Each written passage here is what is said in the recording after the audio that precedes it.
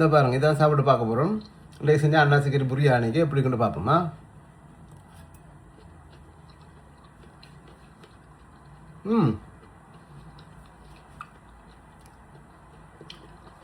Very taste. அதில் என்ன benefit அன்னாசியில் இருக்கிற புளிப்பு இனிப்பு ஒரு உரைப்பும் சேர்ந்து ஒரு நல்ல ஒரு டேஸ்ட். அது தனியாக சாப்பிடாதாலும் அந்த ஃப்ரைட் ஒனியனும் சேர்ந்து கடிப்பட சூப்பராக இருக்குது.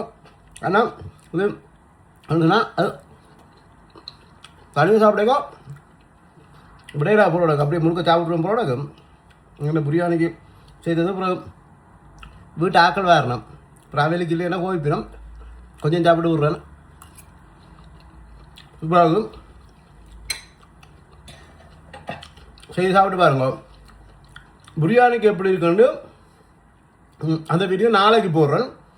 அது பிரியாணி செய்கிறது எப்படி, அந்த பிரியாணி எப்படி செய்து நான் டீட்டெயில்ஸ் நாளைக்கு போடுவேன். வர வீடியோவை நின்று பாருங்கள். ஓகே, நாளைக்கு தான் பிரியாணி செய்கிறது எப்படின்னு போட போகிறேன். Okay, thank you. இந்த செய்முறை எப்படின்றத பின்னால் இந்த வீடியோ பின்னால் பெறும் பார்த்து வடிவாக செஞ்சு எல்லோரும் ஜாம்பெட்ட இன்பம் வையகம் பெற சாப்பிடுங்க. ஓகே, அடுத்தது என்னென்னா இந்த பிரியாணிக்கு சாப்பிட்றதுக்கு அதோட சேர்த்து சாப்பிடக்கூடிய ஒரு இதொன்று செய்ய போகிறோம். ஒரு அன்னாசியில் செய்கிற ஒரு கறி உண்டு. அது என்னென்னு சொல்கிறது, அன்னாசியோ அந்த கறியோட தொட்டு பிரியாணி சாப்பிடக்க நல்ல டேஸ்ட், வித்தியாசமான டேஸ்ட்டாக இருக்கும். இது வந்து எனக்கு நானாக தான் சொல்லி தந்தவர் செய்ய சொல்லி. அப்போ நல்லா செஞ்சு டேஸ்ட்டாக இருந்தது. செய்து பார்ப்போமா. கொஞ்சம் நெய் போடுங்க, கொஞ்சம் கடுகு போடுங்க, நச்சீரகம், பெருஞ்சீரகம், ஒரு 2 ஏலக்காய், ஒரு பாதி துண்டு பட்டையை உடைச்சி போடுங்க. நல்லா மிக்ஸ் பண்ணுங்க. கொஞ்சம் ஒனியன் வெட்டி வச்ச ஒனியன் போடுங்க.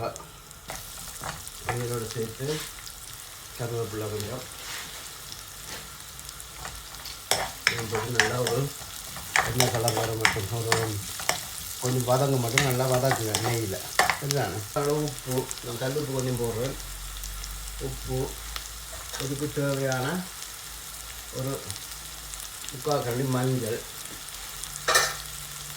போட்டு நல்லா வதக்கணும். அந்த நெய்யில் வெங்காயம் பொரியக்க நல்ல ஒரு வாசம் வரும். இந்த வாசம் வர மட்டும் வதக்குங்க. 1/2 கரண்டி அஜினமோட்டோ, உங்களுக்கு டேஸ்ட்டுக்கு தேவையான அளவு அஜினமோட்டோ போட்டுக்கணும். அஜினமோட்டோ போடுறதுக்கு திருப்பி சொல்ல கவனமாக இருக்கணும். கவனமாக போடணும், இல்லாட்டி கறியெல்லாம் பழுதாக்கி போடும். இப்படி நல்லா வரைக்க இந்த பாத்தில் வெட்டி வச்சு அன்னாசி சீவி வெட்டி வச்சு இந்த பாத்தில் வச்சுட்டு போடுவோம். ஃபுல்லாக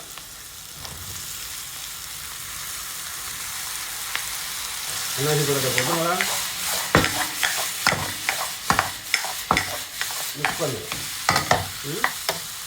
மிக்ஸ் பண்ணிக்கிறோம். இதுக்கு போட வேண்டிய சாமான் கட்டத்து. என்னங்க கட்டத்துக்கு கொஞ்சம் இதுக்கு நீங்கள் அப்புறம் எங்களோட தூளை போட்டுறக்கூடாதா, அளவான உரைப்புக்கு கட்டத்தூள் போடணும். மிக்ஸ் பண்ணி 5 நிமிஷம் மூடியாகவே விட்டு திறந்து பாருங்க. இந்த இப்படிதான் இருக்கும். இதில் கொஞ்சம் ஜூஸ் விட்டுருக்கு மண்ணாக்கு. இந்த ஜூஸோட திருப்பி இன்னொரு கொஞ்சம் நேரம் போட்டு அவிய விடணும். இது வந்து கலர்ஃபுல்லாக இல்லை வடிவான ஒரு கலரில் ஒரு மஞ்சள் கலரில் இருக்குது. இப்போ இதை சாப்பிட்டு பார்க்கணும். இந்த மாதிரி தூளாக வந்துட்டா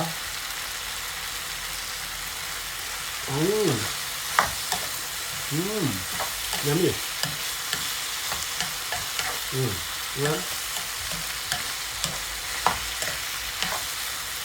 இந்த ஓகே அவிஞ்சிட்டு இந்த தூளுடைய இது இதாகிட்டு கொஞ்சம் இப்படி சுரந்தாகியே விடுங்க.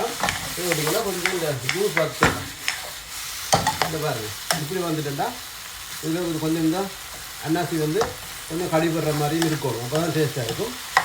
புளிப்பு இனிப்பு உரைப்பு அது கூட எல்லாம் மிக்ஸ் பண்ணியிருக்கு. நல்லா டேஸ்ட்டாக இருக்குது. இப்படி செஞ்சு சாப்பிடுங்க. பாருங்கள் இப்படி கலர்ஃபுல்லாக வழியாக இருக்கலாம். இதான் வந்து அன்னாசி கறி இதுக்கு பிரியாணிக்கு செய்யறதா. இப்படி செஞ்சு சாப்பிட்டீங்கன்னா டேஸ்ட்டாக இருக்கும். இந்தாங்க பாருங்கள், இதுதான் அந்த அன்னாசியில் செஞ்ச கறி. இது இப்போ பார்த்தீங்கன்னா அந்த கொஞ்சம் கார்னிஷ் எல்லாம் போட்டு இதாக்கணுன்னா இப்படி தான் இருக்கும் அன்னாசி கறி. டேஸ்ட்டாக நைஸாக கிரிப்ஸியாக இருக்கும். ஓகே, இதை சாப்பிட்டு பார்ப்போம் இப்போ எப்படி இருக்குன்னு.